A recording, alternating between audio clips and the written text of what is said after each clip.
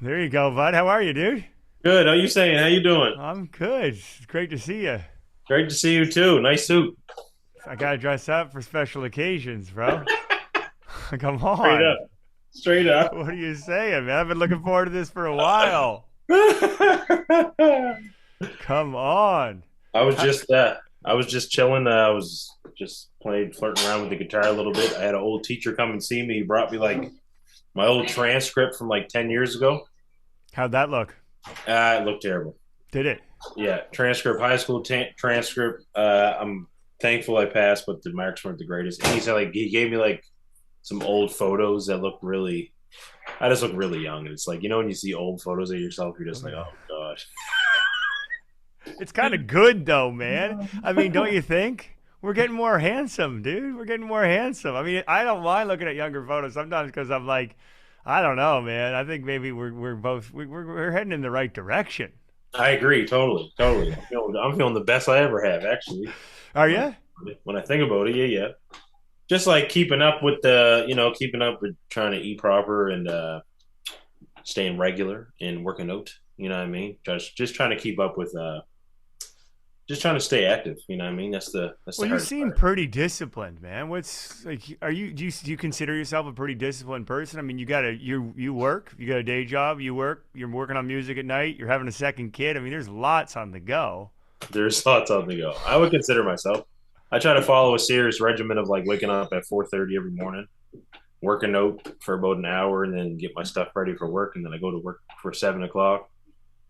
Come back, come back home like around three, and then three's basically from three on. It's basically just figuring out what Georgina wants to do. You know what I Yeah, mean? yeah, yeah. I know it. And then, yeah, yeah. And then when are you working on music after she goes to bed? I mean, no, not even like after when she goes to bed. It's like around 8:30. Like I'm tanked. Like anytime like I work on music, it's on the weekend. Yeah, I just kind of flirt with it when I have a day off and no one's around. Like I find my productivity isn't the greatest at home. Like I find like I need to be like outside of home in order for me to really get stuff done. So yeah. I try to get like studio sessions in, but a lot of that like working on music, man, like I kind of put on hold. Like after that actual release of the album, like July 23rd, like I just thought to myself, man, like for the last 3 years, man, like I put out like 3, 4 albums. Like, can I chill for a minute? Yeah, yeah, yeah, You know what yeah. I mean? I feel you. Yeah. But it's Um, just like I'm trying to stay less focused on like just releasing music, and I'm like more focused on like actually building like a show. Like you know what I mean? Like I'm yeah. more focused on that right now. I don't know, man. Every time we chat, I feel like you know stuff that other people don't. Yeah, like I'm serious. I'm not joking. I'm not just saying that. Like honestly, there's something about the way that you've approached these records. Even when hearing you say that, like that makes a lot of sense, right? Mm-hmm. It's like to methodically work through these things. To methodically, okay, I'm gonna put out this record and then I'm gonna build the show. I saw your show in the summer. It's nuts, and it was clear that like you'd been working on it. It Mm-hmm. was leveled up. Yeah. The singers, but your vibe on stage, your confidence on stage. It's just really neat to see you kind of like methodically stepping things up with every record, like videos. Each video looks a little better than the one before. You know what I mean?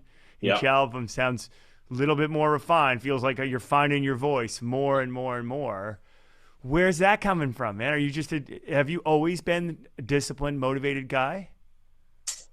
Uh, I mean, not really. I think it came from I've always been a motivated person. I've always considered myself like a leader out of the pack. I've always considered myself like the go getter too, like just more like just like I'm a very like a solution based thinker too. Like I always try to find solutions to everything. I don't really like complaining about much. Like I get straight to what's the problem. Okay, then let's deal with the problem and let's just get through that. You know what I mean? But like I only really started I only really started doing music. Like I mean, I was dibbling dabbling like rap when I was 15, but like I wasn't really, I was just doing it to get off the street. Like, you know what I mean? I was just going to the studio for an hour or two and just rapping, just trying to get away from a lot of stuff. But like, it actually took my older brother. I don't know if you know him. He goes by Notes, but his name's Matthew. Yeah, I Uh, didn't know that was your older brother, man. that's my older brother, I and reached out to him at one point because he sang this hook that was ridiculous. he's the hook god. He's the hook god. Yeah, dude. I wrote him and I was like, what's up, man? Like this is a great hook. He's really good, man. Oh yeah, he's the hook god, man. And Okay, okay. when I put and I found out like just through hanging with all my brothers, man. Like we're actually like we all kind of have like this musical bug. Like my dad, like he sings, songwrites every now and then. Like my older brother Notes, like I found out he was doing it. He let me use his laptop, or he let me use his computer, and I figured out Logic, and I still use Logic to this day because he let me use his computer. But like when I put out my first EP, which is Water Temple, that was like me getting out of like rapping and like me actually trying like, okay, let's try to do some like acoustic singer songwriter stuff. I actually brought one of the songs to Notes, and I was like I was like, I got a song for you, man. Like you should take it, right?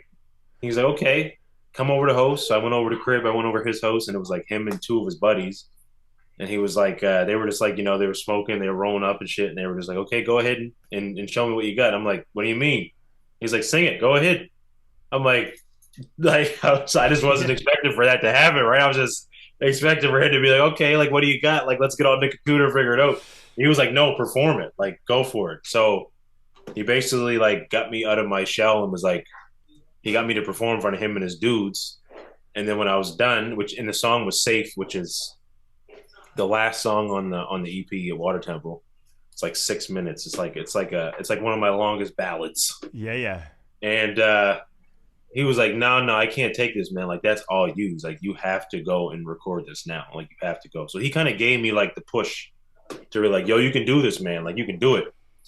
And because I didn't really think I could, right? I was just like, yeah, I'm just gonna try to songwrite from my brother. Like you know what I mean? I'm just gonna try to do that. And then he was like, "Nah, man, like you got to go record that now." So like I think within that week, I was in the studio like trying to figure out how to record that, and I Wow. recorded like that whole EP. I shouldn't say the whole EP, but most of the EP at this homie's host. His name's Josh Kelly. I don't know if you know who Josh Kelly is. No. Josh Kelly's wife, I'm pretty sure, works for CTV News. Okay. Lena Kelly, I think maybe. Okay. And yeah, I recorded the most of the EP at his house after listening to Chudy Harris's first EP, Canvas, because he did it there, and I was like, oh, this sounds pretty neat, so I'm just gonna do it. I'm just gonna do it there and recorded safe and sure. You were playing guitar. Like I was playing the guitar. were you terrified? Honestly, like I find I'm more like open in front of people. Like I don't like it was easy to do it because I didn't know who Josh was. I see. You know what I mean? Like when Whereas your brothers and his yeah, buds, it's a lot yeah. trickier. It was a lot trickier. I was like, oh, okay, all right. This is a bit more personal here. I Are like you it. the youngest in the family? I'm the youngest out of my brothers. Okay. So on my dad's side, sorry, I'm the youngest out of my dad's side, which he Yeah. has. Pretty sure he has a total of 11 children. Yeah. I'm the youngest out of his. Like I got Dawn, Brianna, Benita, all three sisters, and then I got Craig, Sean, Matthew, Tristan, Donnie Jr., Adam. No, yeah. So I think he got 10. He got 10. And I'm the youngest. Yeah. Amazing. And then on my mom's side, I'm the middle child. So Okay. I got an older sister, Yeah. Anisha, and then I got a younger brother, Brody, on my mother's side. That's I'm the middle child of my mom, but yeah. it's on my dad's. Wow. But I'm the youngest. But I'm the youngest, but I'm also the biggest out of my dad's. Okay. And like in terms of like size and like height, I shouldn't say height, but in terms of size, like average overall, Okay. I'm the biggest out of my Yeah. litter, I should say. Wow. So when you were, what were you like? What were you listening to when you were in junior high school? You were saying you were rapping every once in a while. Was it mainly rap? Because there's a fair amount of R&B in what you're doing. So like, were you listening to R&B too? What were you listening to? Who were some of the inspirations growing up?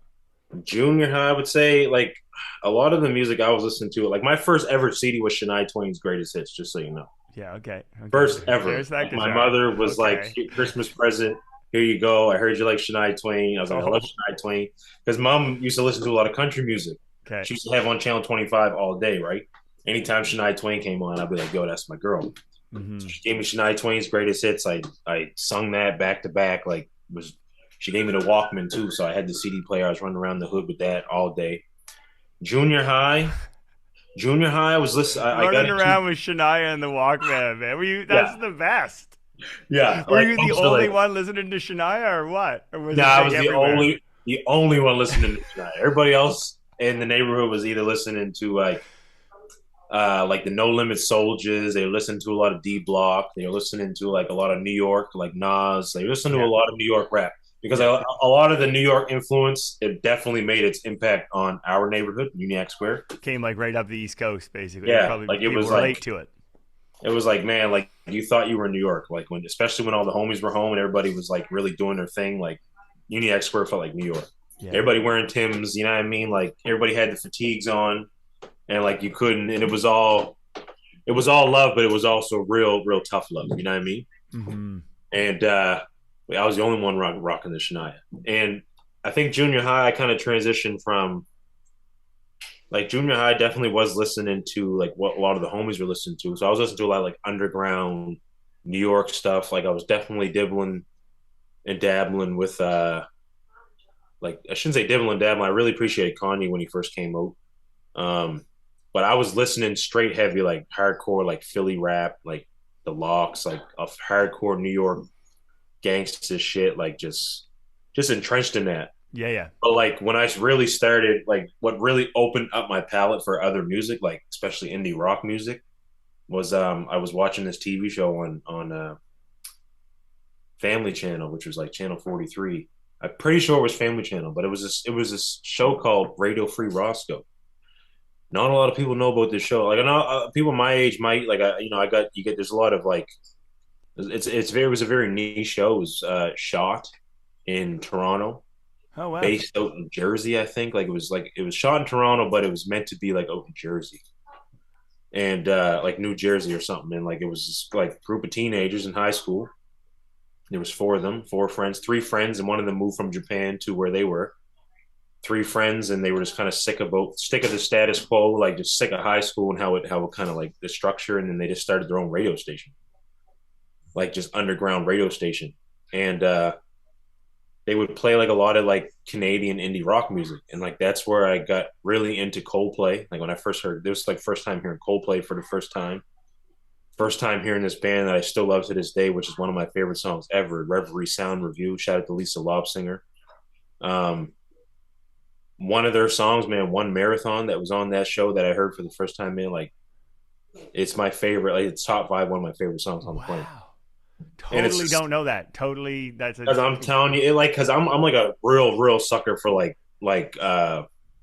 guitar harmonies. Like you know what yeah, I mean? yeah. What do you call them? What are they called? They're called Guitar something. harmonies. Guitar harmonies. There you go. Just Sucker turned it for into that. one word, man. Like I Savage. love it. They would do a Okay. lot of and like the Okay. Strokes too. The Strokes were like a big thing that a really big band that I liked. And the Killers is still one of my favorite uh, bands So to this you've day. always had a pretty. I mean, that's pretty early to have such a wide range. Oh yeah, man! Like, cause much music was on, right? When much music was Yeah, on, that yeah. opened up That was everybody's like me. palates. I was the same way. With much music, really changed the game for me. You know what I mean? I mean, for everybody, you got what you got, Yeah. right? Like you got what came to your door. And much music, you didn't know where it was coming from. It was just like it was big, so you took it in. Oh yeah, man. Like I used to really like, I used to hone in on much music. All the videos, man. Like BET when BET was like when 106 and Park was like super popular. Like I always gravitated towards because there was like a lot of rap, there's a lot of hip hop and stuff, but I always gravitated toward like the more like chill, melodic kind of like neo soul hip hop, like Music Soul Child. I gravitated Yeah. towards like Common was one guy that I always gravitated towards. Erica Badu, like that Soul Aquarium movement, like I really was like I honed in on that. There was nothing better than that sonically when I listened to it. It's like It's like it's kind of still that. Don't you feel like I actually go back to those records frequently, and I'm like, it's hard to beat that. it's hard, man. Like Because it's still, got like such amazing live energy. They were making those records together, you know, all around the same yeah, D'Angelo. Like, there's just such an incredible vibe between this like live energy, amazing bass playing, Questlove playing the drums. I keep on going back, but it sounds so good. Like the way it's engineered, it sounds so good. The drums are so dry, they're so right there. Like they sound like sample drums, right? Like they have that same impact where the kick drums just like right hitting there. you. Oh, Yeah, it's yeah. it's special, man. It's Because special. they just meshed a lot of that, like they just meshed of a lot of the culture together. Like you Yeah, had people sampling, like Jay Dilla was in there with them, and that's right. like they just had people in there working the machines. It's And kind of cool because it was like that next generation. They were kind of seeing the future. Like, okay, wait, we've been through the '80s now. You know, we've been in the early '90s. We know now what hip hop's doing, sample music. What happens if we take this stuff that our parents were listening to, exactly, right? exactly. What happens if we take this stuff that our parents were listening to and what our parents taught us Yeah, and yeah, just make it something like because all them guys come from like a lot of them guys came from a serious jazz background. Like you know that's what I mean? right. Like Yeah, yeah. they knew how to use that instrument and they were just felt they just I felt like they just was like, okay, like how do we bend the rules a little bit? How do we make this how do we Mm-hmm. make it more pleasing to the ear to listen to? Because jazz is pleasing to listen to, but it can get really scary at sometimes, Yeah, right? yeah, yeah. How And they can were we trying to take make that? it. They were trying to make it, put it right in the culture, like Yeah, in the now. You know, I think that was yeah. the other thing. It's just like so. It How can we is. make it mainstream? How can we make it how can we make it for us? Yeah, yeah, You know what I mean? It yeah. was cool. It was cool. So like It's I had crazy. a lot of my palette was it was very diverse, but like I kind of hit it.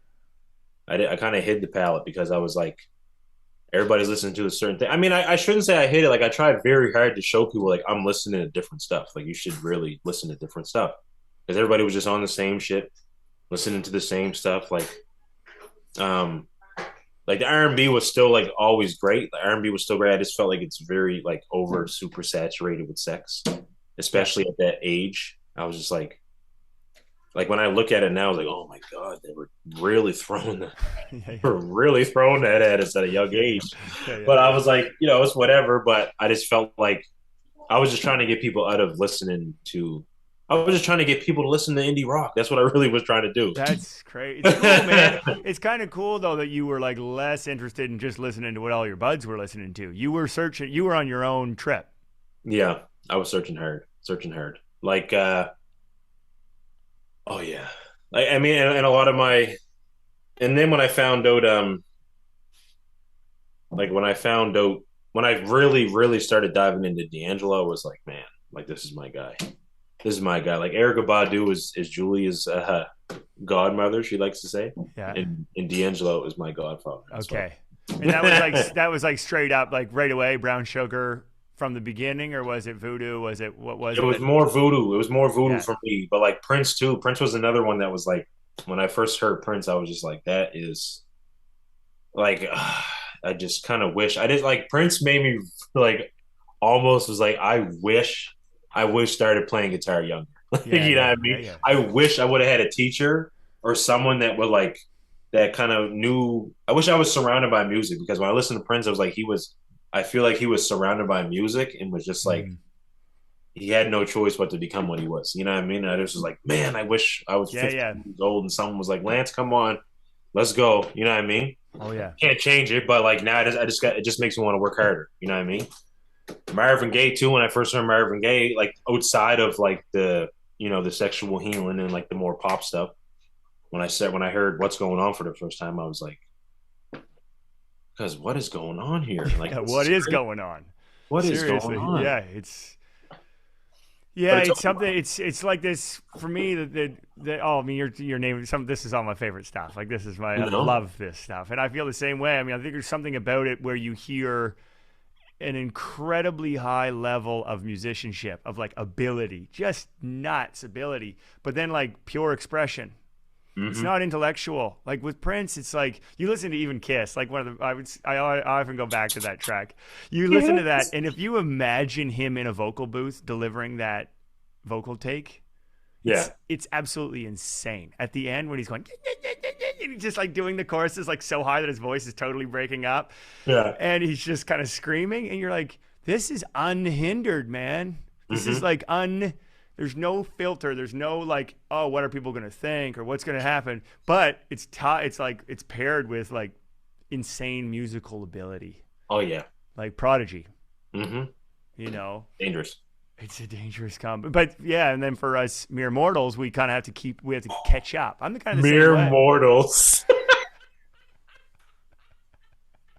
I like it. I like yes, You know what yes. I mean? No, we got to catch Yeah. up now. We got to try to pull this off now. And it's not, it's, you know what I mean? To get, but it's also what's so inspiring, man. It's so inspiring to have artists like that play so well. And he was Yeah. inspired by Maurice White and Earth, Wind and Fire. You know what I mean? And Yeah. all these different people that were leading the charge just before him. And they were Curtis Mayfield. And, you know, like it's so cool that there's this lineage of inspiration, Yeah. but I did not know that you were such an indie rock fan. That's Oh, pretty that's rad. my shit. That's my shit, man. That's my shit.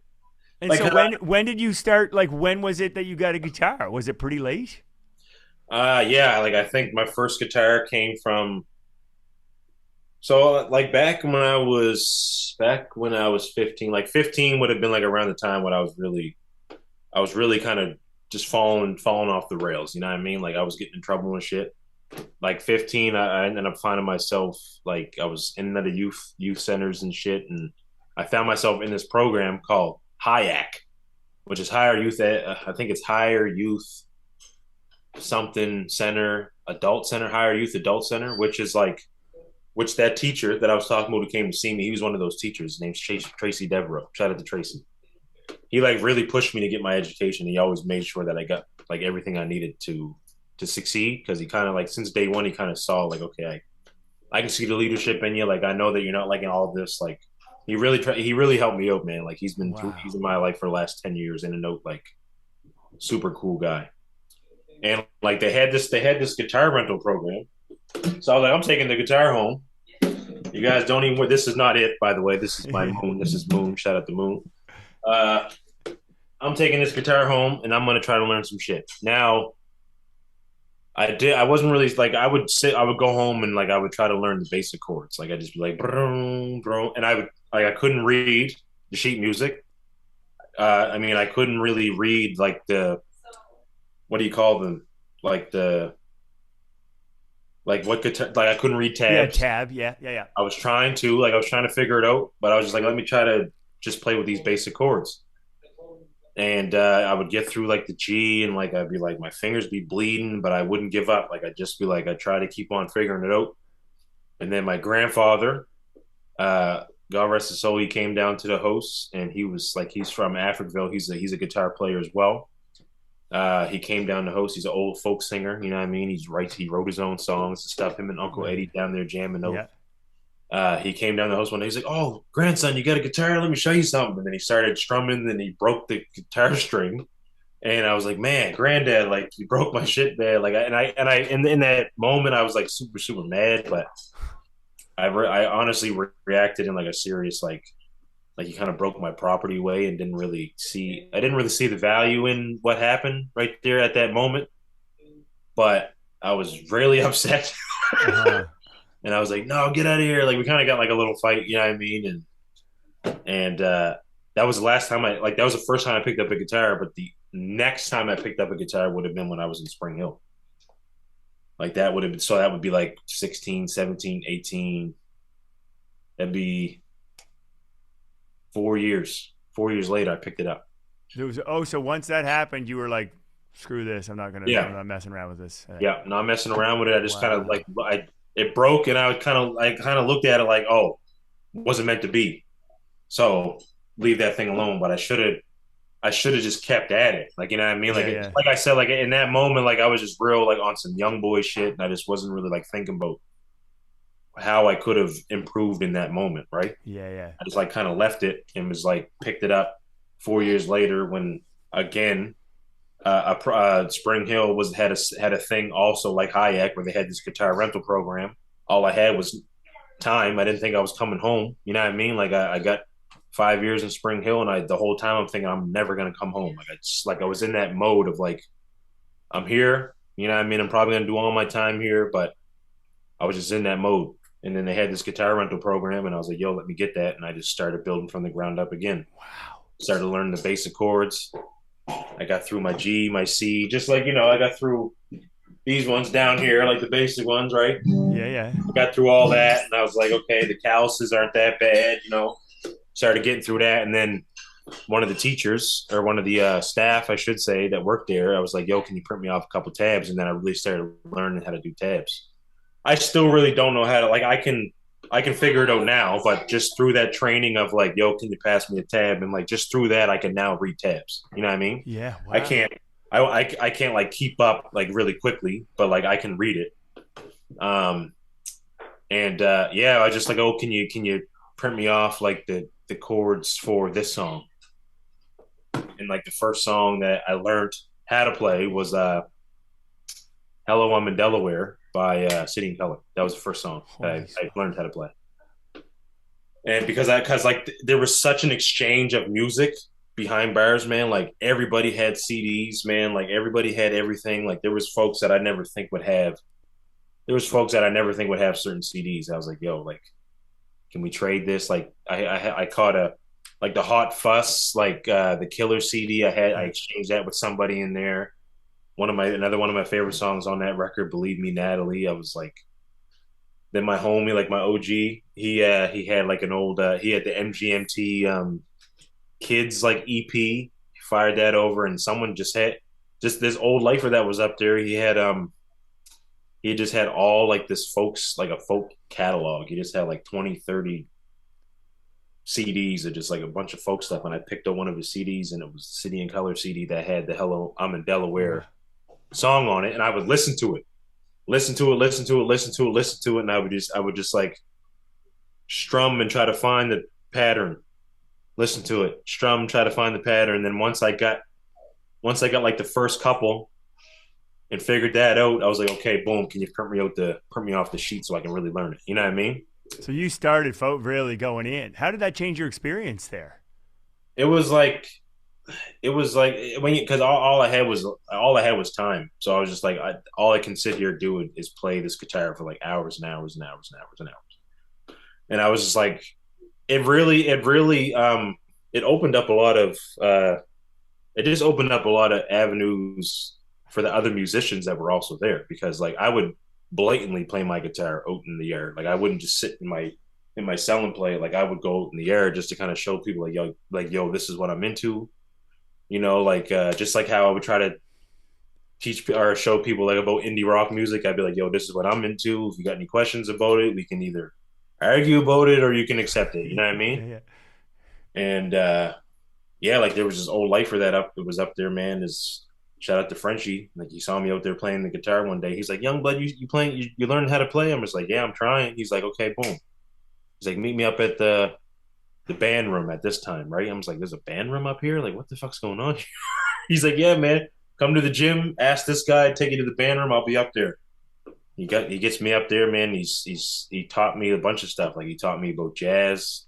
He was giving me CDs. Like he was just open up my palate. And he's just like this older lifer. He probably was like 60.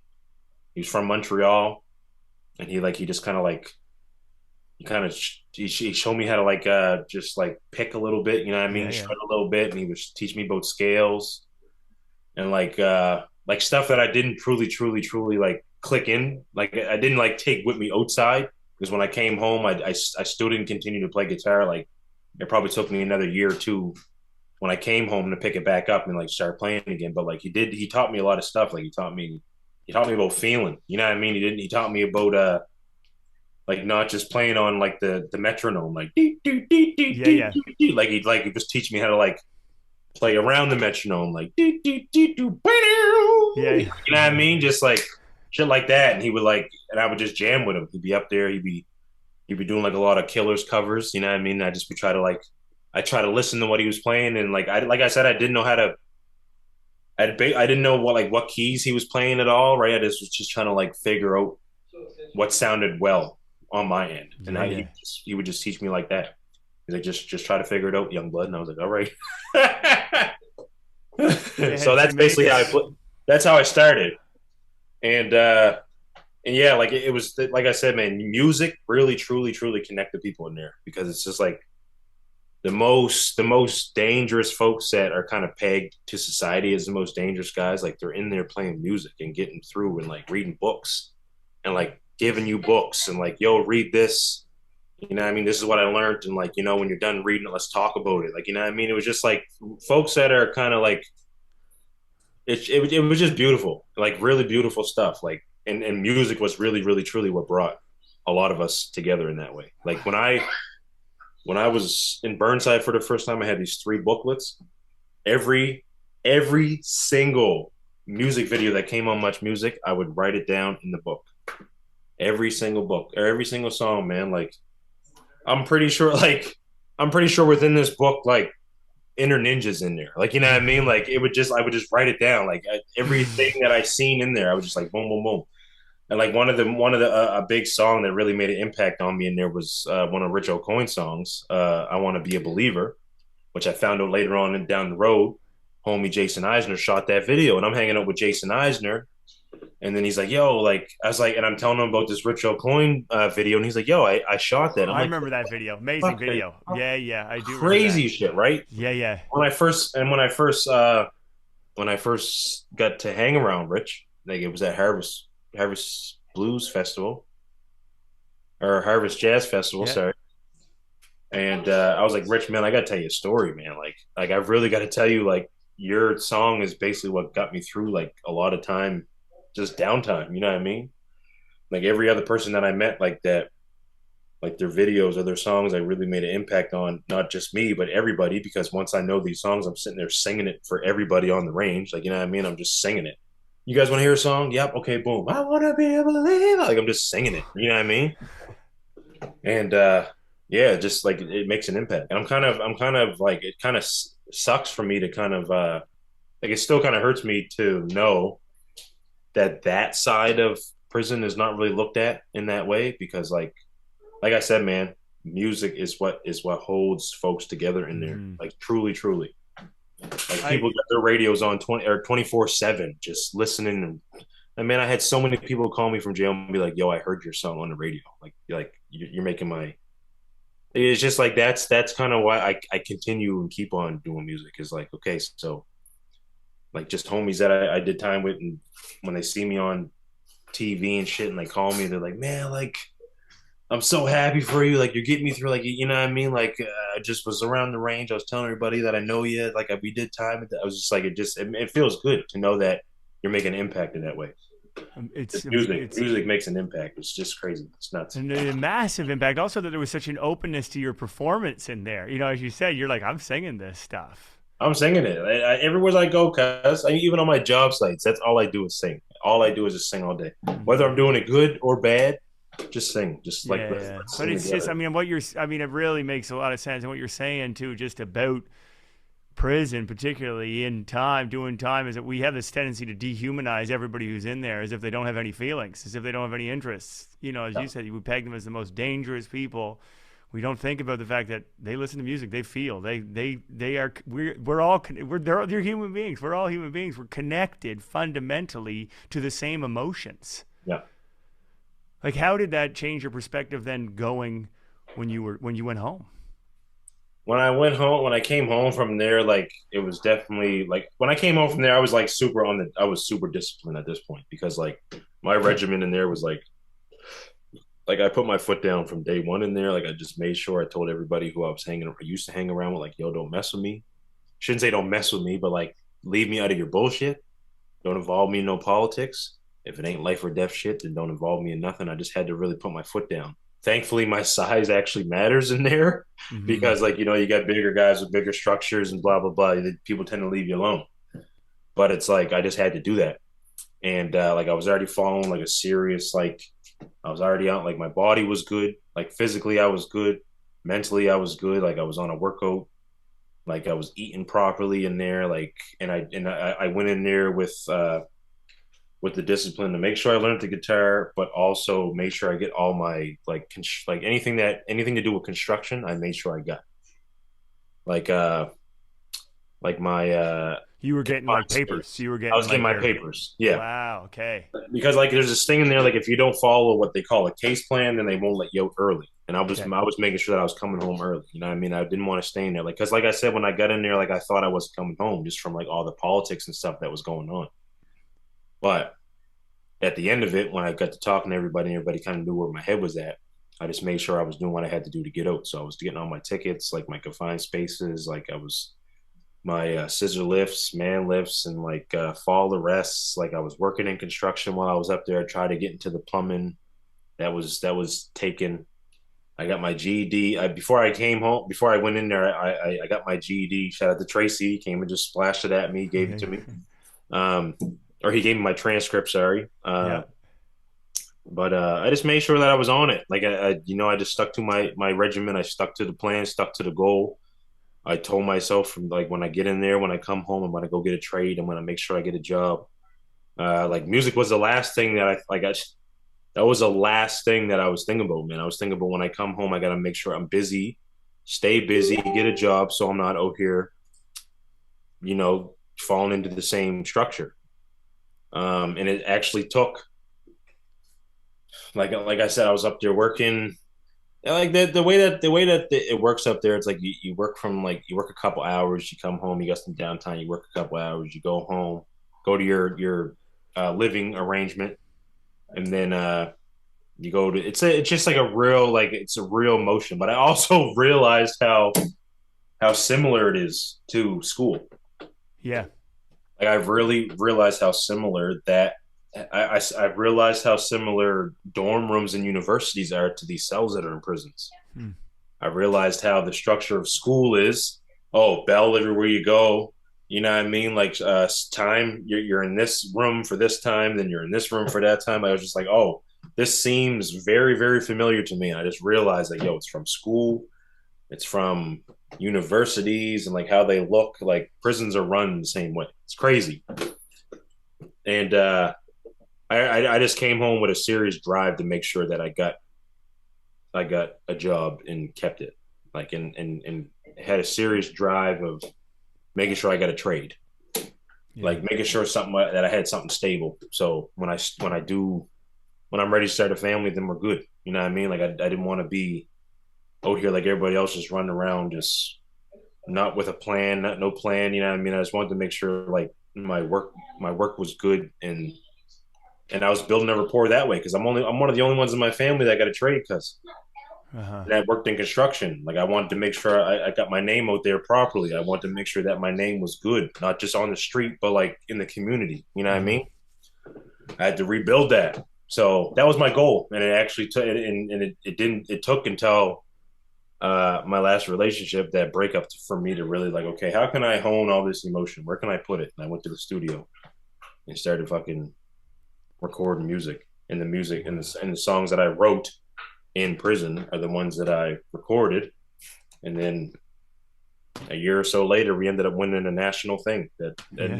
from I one of the remember. songs in there. So I was like, oh, cool. Yeah. Okay. Here we go. But it didn't. The amazing thing is you stayed focused on the plan. I mean, you didn't. It didn't. You didn't deviate from the plan, man. The plan was to do the plumbing thing, and you've stuck with it. You got your. Didn't you? Did you not get your paper, your seal this year? Like you got your. Oh, yeah. I'm a certified Yeah, plumber. I mean that's a big, Certified. that's serious, man. Like with all the musical success, you stuck with the plan. You didn't deviate. Like that's kind of that's amazing to me. I think a lot of people would have seen a little, a sniff of the musical success and been like, you know what, I'm out. This is good. I'm going to go do this. What was it that It made you was the go? discipline. It was that It was, discipline. it was the discipline, man. Like when, okay, so there was like my regimen in there was like I would wake up like still because I still wake up super early. Like I'd wake up like around 4:30. I'm doing like 800 push-ups before I even go to work, and then I would come home on my little hour that we have in our living quarters, do another 800 push-ups, go to work, come back living quarters, do another 800 push-ups, go to supper, and then go to the gym and do my hour and a half insanity or P90X that I was doing and playing basketball. So like my day to day was super super like boom had boom boom. Yeah. I was doing like 3,000 push-ups a week.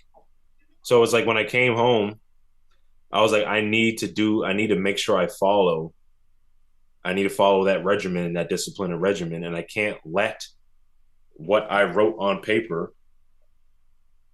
I can't let everything stop me from doing what I got to do. Like that goal that I wrote on my paper was get a trade, make sure you got it.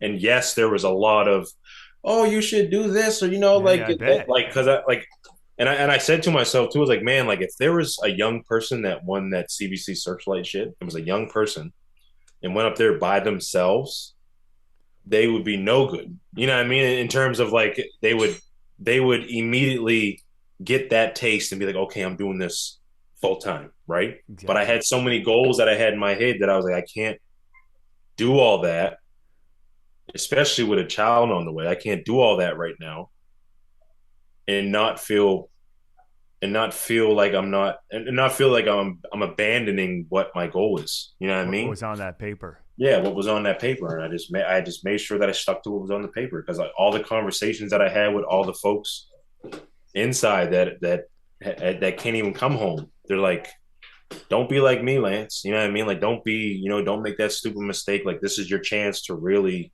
sit with your time that you have and go home and do what it is that you want to do. What is it you want to do? Man, I want to be a plumber. Like, I want to go get a trade. No, I shouldn't even say a plumber, but I want to go get a trade. Well, make sure that you do it. Go down and write it. Boom, boom, boom. So I'm that conversation that I had with that person. I'm not just gonna go ditch it because we're getting a taste of a CBC Echo Beach show.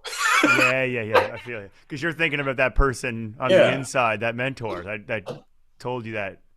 you know what I mean. Like that's like getting a trade was just it just to me was more important. And at the same time, David, like I wasn't fully professionally prepared to go do the music thing.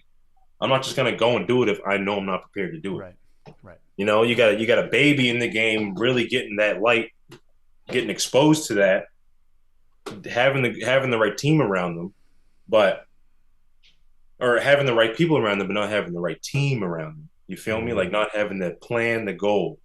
If I had a plan, a goal, and everything ready to go, which I'm now gradually getting to that. Once I have that plan, that goal, that set, the professional business thing about it, like just moving as a professional unit, then I'll be ready to go. You know what I mean? Because I got my ticket. You know what I mean? Now Yeah, yeah, like yeah. Now you're that's starting to good. write down other things in the book. Now I'm starting to write down other goals. Like now I'm just making sure that I'm making sure my voice is proper before I go. I'm making sure that my set is proper before I go. Making sure we got the booking agents before we go. Make sure that we got our we're ready to go. Not Yeah, just yeah. like let's just go out there and see how it works. You Yeah, know. yeah, and it's going to work for your family. I love that, man. Like you've been doing this stuff with your family, at least Oh, in the certainly. last number of months. It's like making sure, like, is this going to work? Are we going to be able to do this together? Because that's the deal. That's the deal. Yeah. Because I gotta include the family, man. Like if Julia and Gigi and Jamel soon as Jamel can't come to the venue, then you might as well not even ask me to come. Yeah, right, You know what I mean? yeah, If I can't bring my wife and my babies, then why you even ask me to be there? You know. right.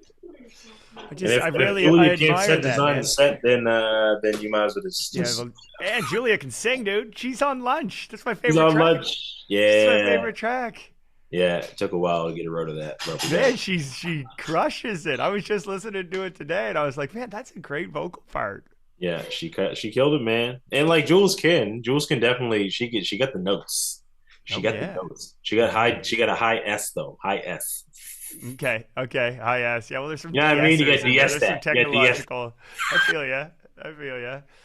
I mean, that's. I just think it's really interesting because I think about a lot of young artists coming into it, Yeah. and it's so easy with the industry the way it's set up to get carried away with those little tastes Oh yeah. and sacrifice so much. Oh And yeah. then at the end of the day, you can end up with little if you're not careful. Oh yeah. You know what I'm saying? It's Mm-hmm. like because it feeds the ego, it feeds a certain part of your personality. You obviously were more aware of that and kind of went, you know what? Sure, this Echo Beach thing's fun or whatever. Like it's not like you weren't appreciative of it, but you were kind of like, I get what it is in the whole. It's hard to have that perspective. Yeah, cause I mean, like I just been through so many like crazy situations young where I learned and was like really forced to be like an adult at a very young age and like hanging around a lot of adults when I was like 15, 16, like hanging with 30, 40-year olds, like in the trenches with them, like just like a lot of stuff and like just a lot of shady stuff. Like I could sense shadiness from a mile away. So it's just like I'm already coming into these situations with a serious background of like of just analyzing situations, you know? Yeah, yeah, right. That's interesting. So it's just like I said, if like a young person went into that and was like, and they got a taste of that, they would immediately go to that. And I felt like they were really trying to get me to really answer that question of like, oh, you're gonna leave plumbing? I'm like, are you guys stupid? No, I'm not gonna leave plumbing. You know what plumbing is doing for me right now, man? It's making sure that my kids got dental. Like it's making sure that my kids and my wife have like a health plan. Like it's making sure that I have a pension. Like I don't Yeah, know yeah. if you guys, I don't know what the musicians union is doing, but I don't think the musicians union is giving you 15, $20,000 if you I so think happen to I have honestly, a I job. think I got my retirement letter like just recently. It's funny that you mentioned this, Lance, because I got the retirement. I shouldn't even be talking about this, but I swear to God, it was like $150, and I've been at it for like 15 years. Like it was so bad, dude. It was like we just got these papers, and I was like, oh my God, like I don't know, man. Bro, Oh, I feel that 100%, man. Might have, yeah. It was not much, man. It was, and then I don't know. It was bleak. It was real bleak. So you're not wrong, dude. You're not wrong. I mean, actually, it's not. And I'm 15 years into it. I've done a lot of gigs, man. yeah, yeah.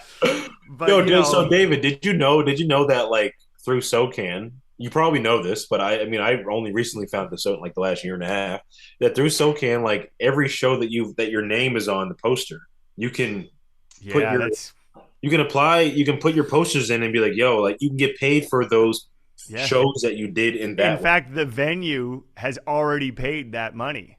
Yeah. Like that money is sitting at SoCan. They're waiting to give it. They have to give it to the artist. Like the bar or whatever the venue has paid SoCan for your songs.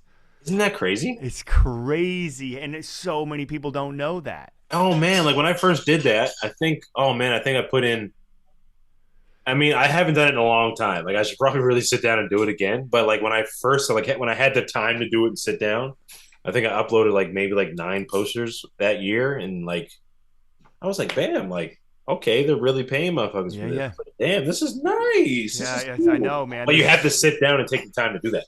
There's all these little pockets. I mean, that's why it's so important to have people who can help out. Like that is like honestly one of the major roles of the industry associations. Yeah, That's one of yeah, the most important roles. Is like, okay, where is there money that you are actually owed, entitled? It's yeah, already yours. It's sitting in these organizations around the country. yeah. You know what I'm saying? And it's yours. And so, no, who knows that?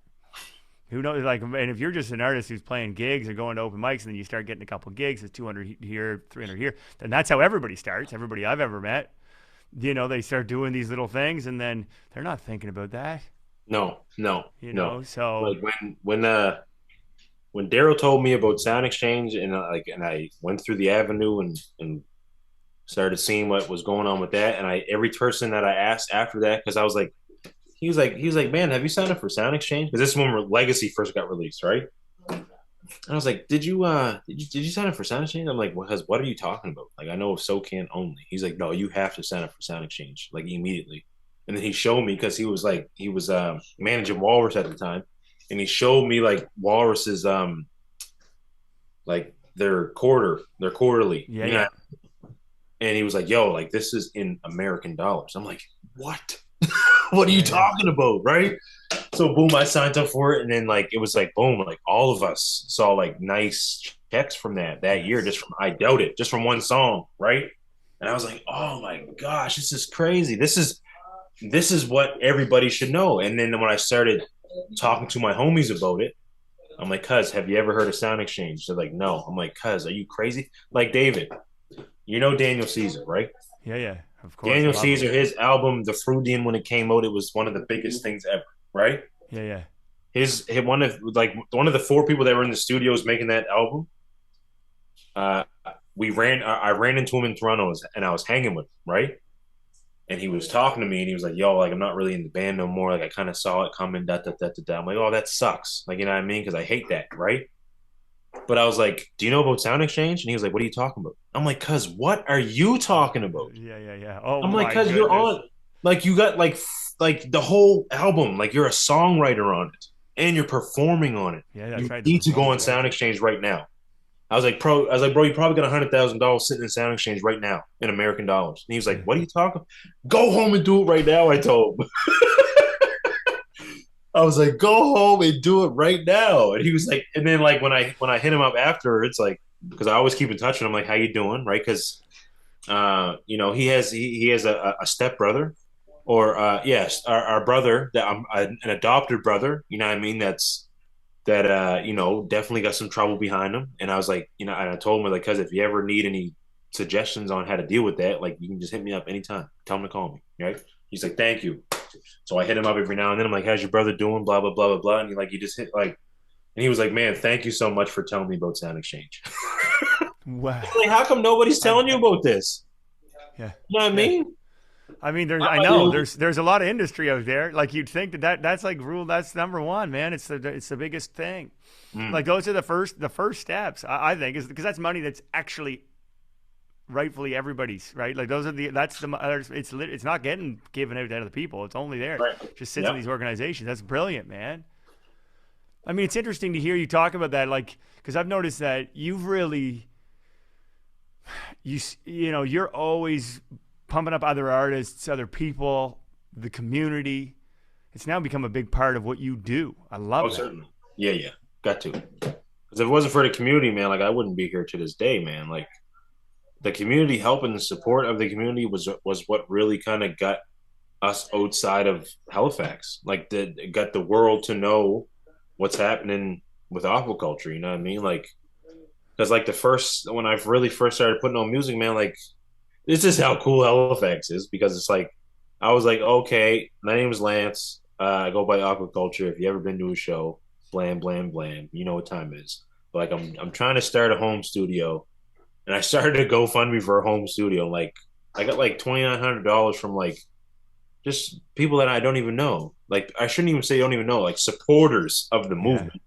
And I was like, oh my god, like and that's kind of how that's why I was like, okay, like we're really doing something right here. Like if I can just put that out there and be like, guys, like I'm trying to start a home studio, can you help me out?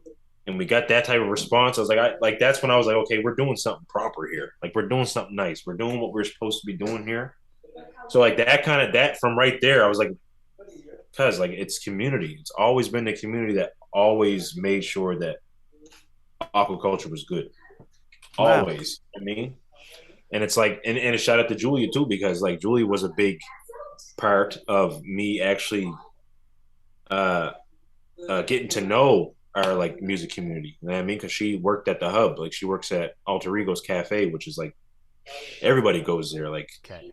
that's the spot. You know what I mean? So I'm hanging around there, and she's introduced me to all these people, and then like as especially when I got into it, David, like I kind of noticed that like the city was still. I mean, because I only started doing music 2000. I released my first EP 2017, and I only really started doing shows 2018. But I still noticed that there was a serious like split of who was hanging with who.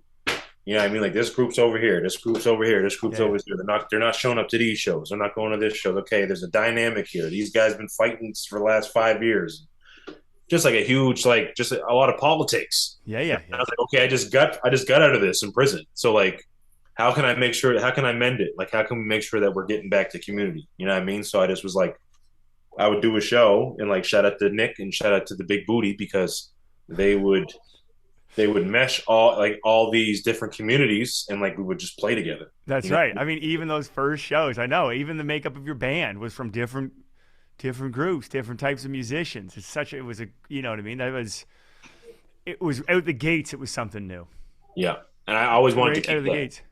Right. I always wanted to keep the community feel okay. Like 'cause, like we did a show, we did a Maywork show, man. And it was like first we had Mo Kenny there. Who else was there? Like Bianca Palmer was there.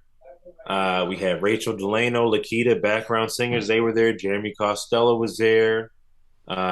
Judy Harris, just like all these different like types of artists and different like community, like parts of the community. I just made sure we were all in a room and we talked it out. We even had like workshops before we even started playing. Like we were just like doing like an in circle, like being in tune with each other, like clapping, exercise. Shout out to Jerry Ganelli because it was like a Jerry Ganelli thing. You know what I mean? What? So did you lead those exercises? That's fascinating to me. I didn't lead them. That was Bianca because Bianca had the background. Like they were in like the CMW stuff. Like I think it's CMW. Is it CMW? Canada. Oh no, No, the creative music work. Creative work, BMW. music work. Yeah, The Gurnelli thing. Okay. that's right. So like, yeah, McKelvey, and Andrew McKelvey and Kelvin and Bianca, they all come from that school. So they were like, "Yo, let's try to do this thing." And I was like, "Yeah, let's do this thing." So like anything like that, like I always want to make sure that I incorporate those type of like things before like we start, and like just kind of get us all in sync and like really in tune with Yeah, each other, yeah. and Unifying the like energy. listening I love that. exercises before we start. You know what I mean? And just like giving each other space and stuff. Like, and I just always wanted to make sure that just involve everybody. You know what I mean? Like don't and like always shut the negativity down. Like I hate when I hear like other people talking about other things that people are doing like in a negative way. It's like, yo, we got to big each other up regardless. You know what I mean? Like just look around what's happening on a day-to-day basis. We have to continue to push ourselves. Like we're in the same community, and like we have to remember to contribute to we have to remember to contribute to the work, but also contribute to each other and allow other people to contribute to us. You know what I mean? Mm-hmm. And I just wanted to make sure like all those walls that were up when I first came in, I was just like, let's go, Right, big hug, right, like right. let's do this, Wow. like bring it back in. You know what I mean? And that's why I always don't really call aquaculture just me. Like I always call it a collective of like this is a joint effort. You know what I mean? It ain't just me. Like, yeah, I'm the front and I'm writing the music, but or I'm writing the songs, I should say. But like, it's a joint community like thing because I don't feel comfortable up here without the community with me. You know what I mean? I mean, I think it's really interesting because you talk about taking down those walls, opening yourself up. But what happens when you open yourself up like that? You go in for the hug. What happens? People come in too. They want it. People Yeah. want that openness. We Of yearn. course We do. yearn for the openness. Yeah. We're Yeah. scared.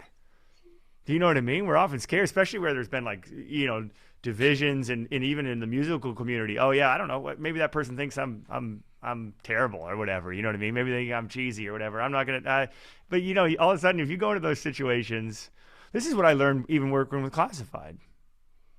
Like when I first started working with Classified, we were from completely different. I was meeting so many different people, and I was like, man, there's two ways for me to do this. Either like go with my head looking down and try not to, or just like go right in with a big Yeah. smile and just give everybody a high five. And I know they know I'm a different dude. Like they know that we're all, but no one cares, man. Like Yeah. that was the great lesson I learned from that. We were doing these things that were seemed so intimidating at certain times or would have been intimidating to me at certain times, but then I just kept on falling back in that philosophy like this is who I am. I'm gonna, as you said, open myself up, and Yeah. it's kind of magical what can take place. And you've really done that to a huge degree in Halifax. Like I see it.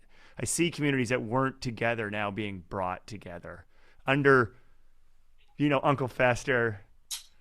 You know what I'm saying? Out of the There's flesh. just like all these different people. Mo, I know Mo real well. Like all these different amazingly talented artists are now under not under your umbrella, but like affiliated in some way with what you are moving forward, which is just the coolest thing. As you said, it's like it's a community project. Yeah. Yes. It's always a community project. I want to be because I'm telling you, the next thing I want to do, like, well, I'm not really too like focused on like releasing music right now. Like, I'm more focused on building the show, like I said. But like, and I'm trying to like apply for a professional artist grant so I can really like hone in on some things. Like, I want to take vocal lessons. I want to take guitar lessons, like really hone in on those. And I just want to basically, I just want to build the craft a little bit. But the next thing I work on, man, I truly want to make it like a community album where it's like, okay, Yeah. boom, everybody come to the studio. Just come to the studio. I don't care if we get sick. I don't care. Here, take this garlic and onion, and you drink that before you get there. Or you take here's a test. Go over there and try Yes, it. And what? man. Yes. Come to the studio, and I want people to look at them credits and be like, "Christ, there is 500 people on this record." You Yes, know what I mean? man. And why is there 500 people on the record? Because this is Halifax. You know what I mean? This is the community we are in, and this is how we can contribute to one another. Just everybody work with each other, man. Why not? Yeah. Well, it's also you've really shown too with some direction, like with a cool track, you bring out such great elements in people's artistry. Do you know Most what I'm certainly. saying? Like, I Yeah. love that. It was Junior and I, and we've talked about this when we talked about Junior. Junior is such a great example of that. I listen to that record. I discover new singers. When I listen to Yeah. Junior, I just Yeah. that's like one of my favorite things is Yeah. discovering new artists through an artist. I listen to your record. I'm listening to Chudy, and I'm like, man, Yeah. amazing. I know Owen. I know Owen sound real well. Yeah. You know what I mean? But to know that like Owen's on that record, he crushes that. If someone didn't know Owen, they're gonna know him after they hear him sing that, That's and then right. they're gonna get involved in his whole world and go, "Holy smokes!" There's so many people on that new record that fit that bill. Phoenix, what's Yeah. the Phoenix Pagliacci. holy moly, so good. I mean, that whole track, that track is great. That track is great. But I really love how you are able to bring out the best of people. I feel like I'm hearing great a great example of what they do. Oh yes, most certainly, most certainly. How do you do that? What do you do to encourage people to get loose or to feel comfortable and to bring out the best in people when you're because you that's a production kind of role. Most certainly. I mean, like how I approached a lot of that was like I already had like the songs done. Like I already had them all like so like that before like you hear Owen on it and you hear Phoenix on it, like I already had the track done. And I would So were send you it to singing them. the parts? Yeah, like I would Okay. sing all the parts and be like, yo, boom, this is kind of how I want you to play it. You know what I mean? And it's like, uh just think about like these three-part harmonies, but like, don't follow them too much. Like I would just give them like really detailed things because like we were on two different sides of the world right now.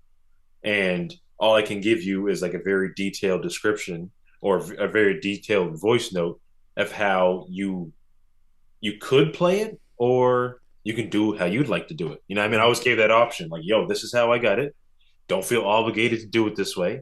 Here are the lyrics. Feel free to change them if you like, but just and like get into a comfortable spot, and you're probably at your host, which is really comfortable, which is great because I'm at my host, Yeah, yeah.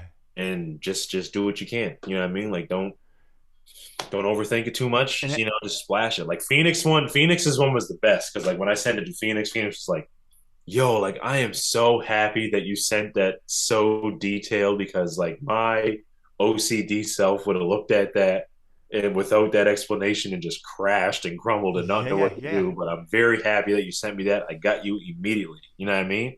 Sent me back something and I was like, me and Jules listened to it. And I was like, cuz this is Lauren Hill. Like this is Lauren Hill. Like what's going on here? Like this is miseducation to Lauren So Hill. it This is is so good. It is so good. when like at the very end where she goes like you got feet, so get on up and use them. And she just goes, it goes, you got pizza. I was like, oh my gosh. Yeah. That was the one where I was like, man, like I was so happy to really truly be a part of something like that. Because I just appreciated like how it started. Like it started off and I can't owe I owe a lot to it to really to like music like other musicians like other Canadian musicians because a lot of these musicians are giving out like these sample packs, right? Here's me playing this and like Yeah, yeah. I'm just getting their sample pack and I'm just chopping it up how I want it, you know what I mean? Like I'm just programming it.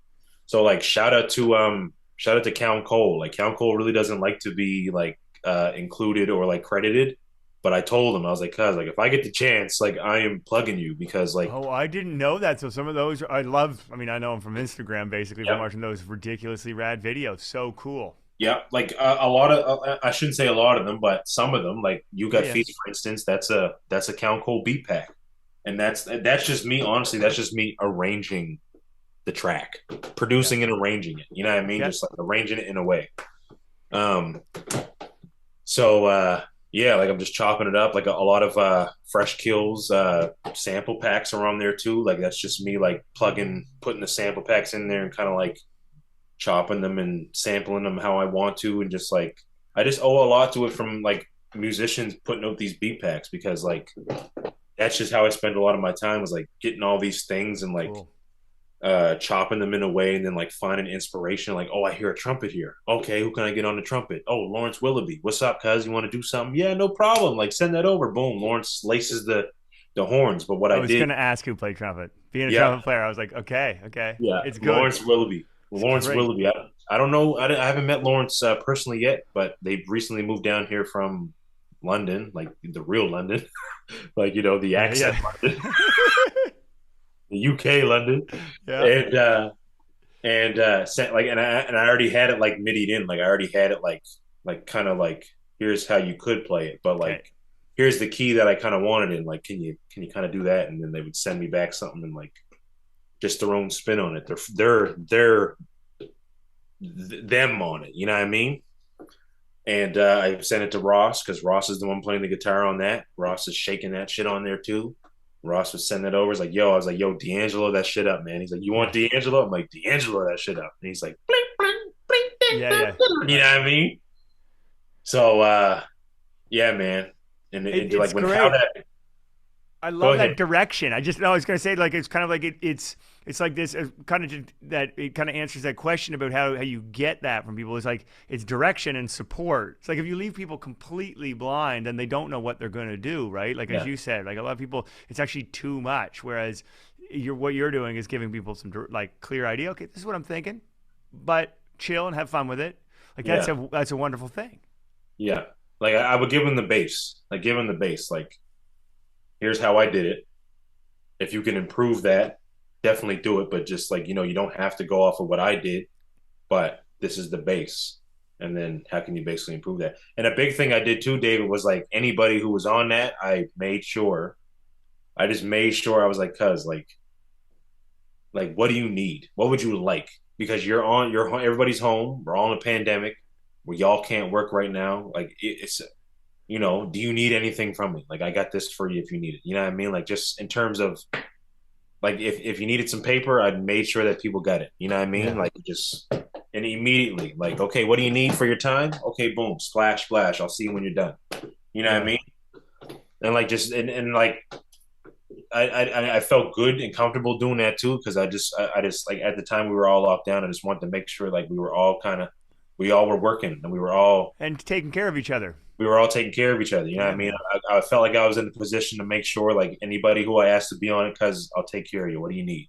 I'll Right. send you a loaf of bread if you need it. I don't really care. Yeah, yeah. You know what I mean? Like, what do you need? And yeah, it was cool. Like how it turned out. Like you got feast was the one though. Like, that was the one where I was like, man, I'm so happy about this. Like I'm so happy about this record. Like And it it was, becomes so much more. Not that it wouldn't have been great if you were singing all these parts, but to you, I'm yeah, sure, it yeah, becomes so much more when you get those parts sung by other people, when you get those parts enhanced. yeah, And you know what I mean? When that, like, nothing's more exciting than getting tracks. I just got tracks from Rini this week. She sent me some vocal yes, tracks. It's like, I can't sing like her, but I'll be like, maybe here, here. Then I get them, and it's like, literally, it's like Christmas. It's like the best yeah. day of the year, man. Dropping tracks into a session. It's like There's nothing. Yeah, like I am that guy. I'm like, I'm the same way, man. I'm the same way. When I get shit back, I'm just like, oh shit, I can't wait to get on there and be like, shoot, brrr. yeah, that's Can't it. wait. That's Can't wait. it, man. That Trobiz beat, come on. I didn't know Trobiz before. Oh, okay, so Trobiz, Trobiz, Tremaine Howe is a barber. Has ran a barbershop on Gaudigan Street. It was called Up Close Cuts. Him and Marvin started a barbershop Oh, I together. know Marvin. Yeah, Yep. yeah, for sure. I didn't realize. Okay, yeah. Yep, they owned a barbershop together on Gaudigan Street. They kind of shut it down. They split ways. Marvin opened up his shop. I can't remember what his shop is called, out Sackville. But Tremaine kind of went out like Fairview Way and started Fade Masters. And it's Okay. just him out of there. He just runs it. And like he got a studio in the back and like he'd be cutting hair. And he's a different beast because man, he's cutting hair all day and he's up till like 6 in the morning, like just making beats.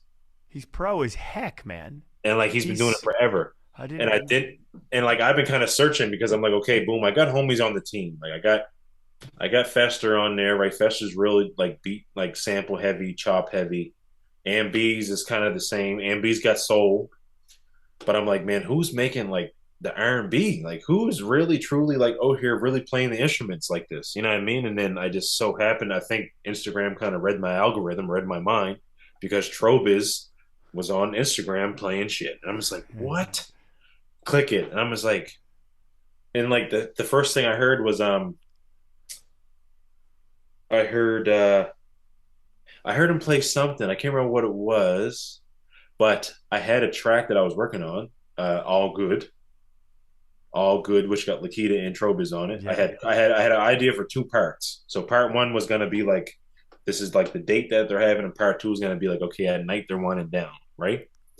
I didn't end up getting to part two, but Trobis did produce part two. So what I had is I had like a base template of part one, like how I played it and how I like sampled it and blue, and I sent it to Tro. I was like, cuz like, can you make something in this key that follows this structure? Like, you know what I mean? Like, okay, intro, 16, hook, you know what I mean? Like bridge, like can you handle that? He's like, oh, don't worry, I got you.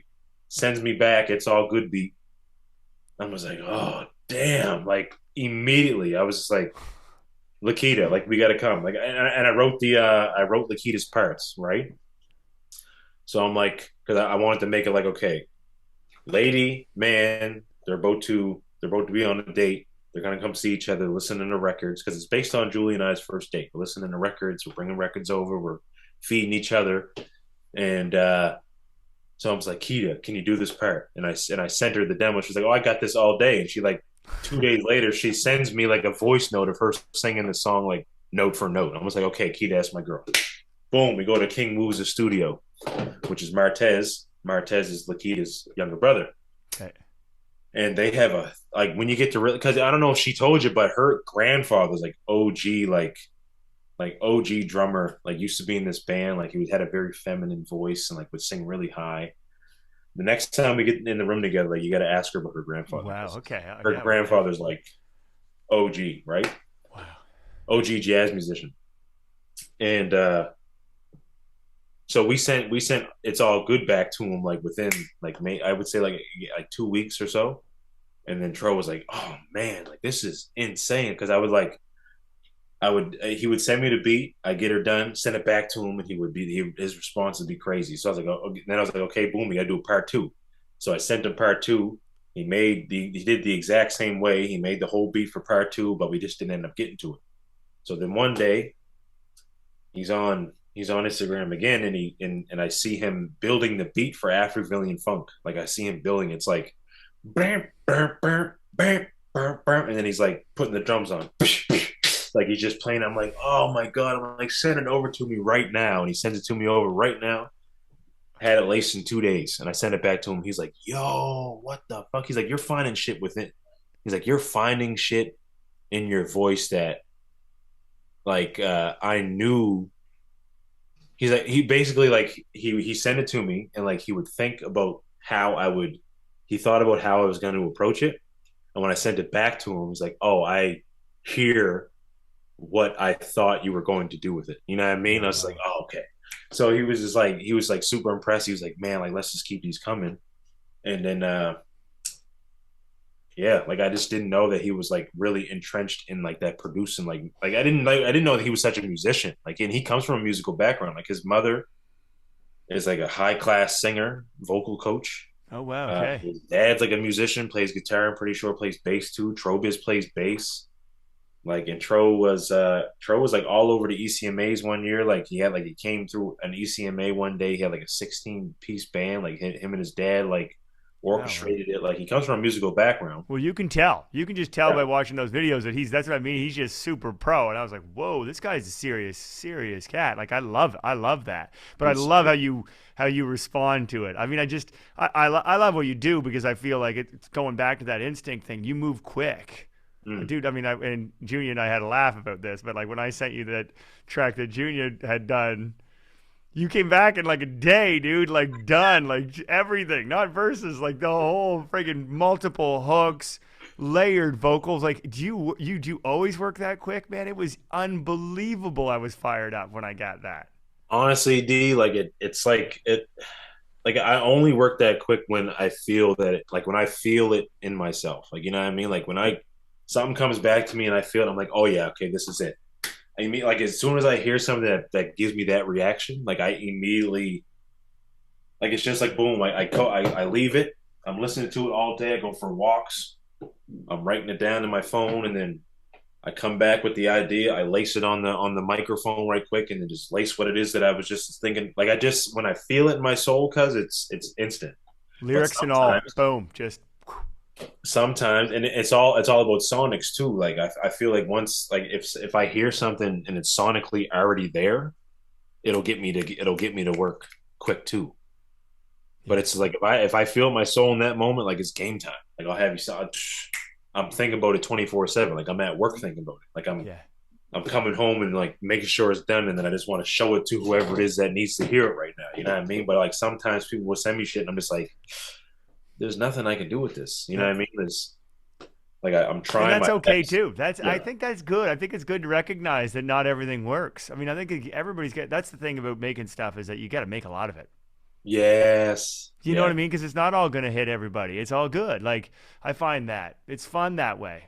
It's Yeah. fun that way. I mean, I still send Junior stuff. And some of it hits, some of it doesn't. I'm like, Yeah. hey, listen, dude, don't worry about it. I'm going to keep on making stuff. I'll send it to you every once in a while, you know, because Yeah. it's fun for me. Because if it does land, it feels great. And Oh, what no, doesn't land with someone might land with someone else. So you create it. that's You right. just kind of you get it out there, man. I love that. I got so much. Like this is just so great. I got to ask you what's on that paper now? Like, what are some of the goals now that you are setting for yourself when you're thinking about with this record out, which is just such a strong record? I mean, everything you've put out is really, really strong. Like, Thank you. oh man, it is. I love it. I really do. You know how I feel about it. I've been talking about it for a long time, and that's why it's fun to get to chat. But like, what's on that paper now, man? What are you writing down besides focusing on that, honing in on the skill set, building that live show? Anything else on there? Well, I think like my like right now I'm trying to get out of like doing plumbing full time. Okay. Like plumbing, like right now, it's obviously like it's a good, I get that weekly check every day and it's very steady. But I want to get out of like doing it full time and just doing it part time. Like getting out of like doing it for someone else, kind of start my own business on the side Yeah. and just being able to like just be able to do it like on my own time and just really focus. Like I really want to focus on like I didn't like I want to focus on building like a concert. Like I want to focus on that. Like you know what I mean? Wow. I want to build something that like I want to build like a Prince type thing where it's like super tight, like people come to it and it's just like, oh man, like this is an experience. Like they leave out of it and like talk about it.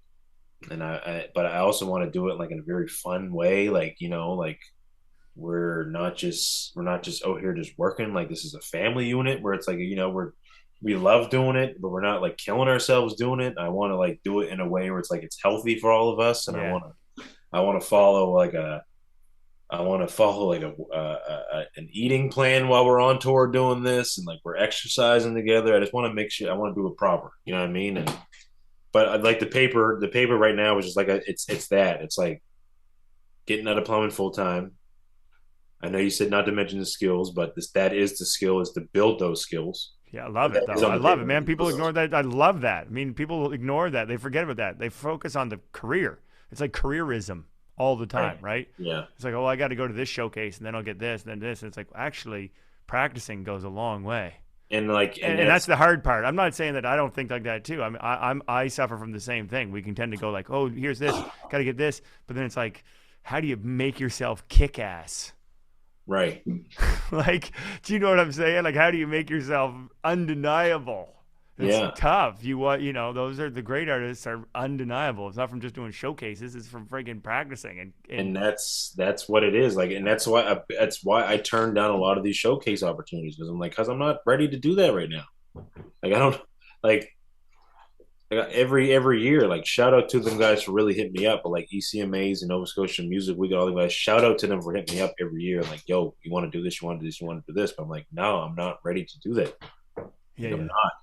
Like I'm not ready to present something to you guys in a way where it's like I'm gonna feel good presenting it to you love it. because like and I don't practice enough. You know what I mean? Like but I want to that's my goal. That's one of my goals too is just to keep honing in on the craft. Like practice the piano every Right. now and then. Like even like try to do renditions of my tracks like on the piano. Just focus like just play Cool. those. Like just kind of keep up trying to figure out what the notes are in all my songs like on the guitar, right? And just kind of just play them, right? Hmm. and just try to keep up the pace on them too. Because like I find like I'm just trying to get my dexterity back. You know what I mean? That's what it is. I'm just trying to keep in all levels.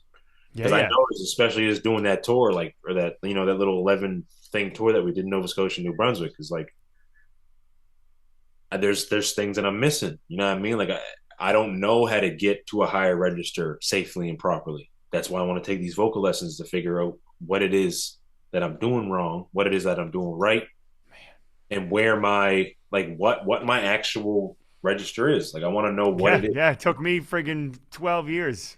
No joke. And the first thing I did when I had a vocal teacher was sit at the piano and go, bum, bum, bum, bum, bum. And they were like, okay, actually, you're a baritone. And I was like, oh, I've been singing as a tenor and like losing my voice, trying to sing like Chris Martin because I thought he had a great voice. You know what I mean? Singing Yeah, too high. yeah, Like, too, just not in the natural. I just didn't know where my natural voice was. It took me because I was trying to sound like everybody else and not my. It's a funny thing getting to know yourself is such a huge part of that game. yeah, yeah. And I'm glad I had people around me that were able to also recognize it as well and be comfortable with me being like, okay, like I'm gonna sit out for a minute, guys. Like let me figure out what it is that I need. And I'm just happy that I'm also very very fortunate to be around the folks I'm around. Like shout out to Rachel, shout out to Lakita, shout out to Demarty, Jer, shout out to Fess. They've been really, they've been super down, also very super super patient with me because like I told them like after this last show in September, like I'm chilling for a bit. Like Yeah. I'm really starting to hone in. Like I'm just trying to figure out what it is because like I said, I was losing my voice up there, because like I don't know where I'm at. Like I feel like I actually am a berry, you know what I mean? But Yeah, I'm up yeah. here trying to get high. But I want to be able to get there safely. You know what I mean? Yeah, yeah. I want to figure out how to do it proper. I love it, man. I just like how methodical it is. I love how you think. It's like what you going right back to the beginning of the conversation. It's like you recognize a problem and you're moving towards a solution, and you know the solution isn't just doing more shows. That's right. And it's not. Blindly doing more shows and just hoping it changes. You're like, no, no.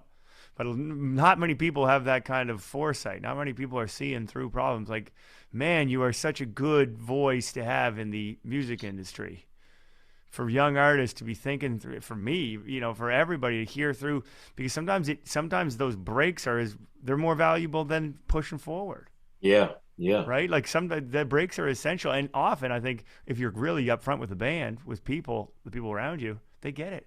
Yeah. It's different if you try to hide it, That's right. and then you start resenting doing shows, and then you become negative and all that. Then it gets negative. Yeah. But you're right up front, and you're saying, "Listen, I gotta chill. That was great, but I'm gonna do." That's how you do it. Yeah, yeah. And there was a crazy thing too. Like there was this. I was at work. Like I told you, I sing a lot when I'm at work. I don't care if it's low, high. I don't care if it sounds disgusting. I just do it.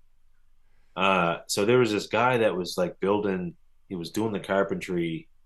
He was building like the the desks and like all the dorm beds and stuff. He came in like maybe like 3 or 4 weeks after I got there, and he was just like, and he was hearing me sing like around, right? And I noticed him sometimes when I was do certain things, he would look and kind of just be like, and just like kind of like nod and just keep on working, right? And then one day, he was like, it was one morning, he was like, man, he's like, can I talk to you for a minute? I'm like, sure. He's like, man, he's like, I don't want to come off kind of odd or anything like that. He's like, do you know what tenor is? I was like, bro, like you're throwing any musical thing at me because I don't know what it is you're talking about. But I was like, what is it? He was like, it's just like certain registers in your voice and stuff. He's like, my friend, I heard you do 3 different registers in your voice, singing different songs. They sound fantastic. He's like, do yourself a service. He's like, I'm not telling you that you can't sing, but like do yourself a service. He's like, and please go take vocal lessons. He's like, just go do it just to figure, just find and do the work. He's like, do the work. Don't run from it. He's like, do the little baby things that they're telling you to do. Wow. I was like, that's crazy that you're saying that because I just I'm doing my last show next week and like I want to do that, right? He's like, man, he's like, just so you know, I toured the world. He's like, I toured New York, like I toured Japan, like I did all these things. He's like, and the things that you're doing with your voice and you don't even know what you're doing. go take vocal lessons. Yeah. I was Because like, you're what going to the heck? unlock an insane ability. You have Yeah. it, right? It's you're singing awesome, dude. He was You're like, singing awesome. So you do actually have a naturally like a giant range, word. right? It's just about keeping it healthy up and down. That's right. Yeah. Because You know that's what I what mean? he Having said. access to the range all the time. That's what Some I people want. some people do it. I mean, I listen to lots of vocalists and I'm like, how? That's How? right, man. Like But when you I got to listen love to it when you hear it. oh, it's insane. Like when I hear a voice, man, I'm just like, oh, like it, like voice and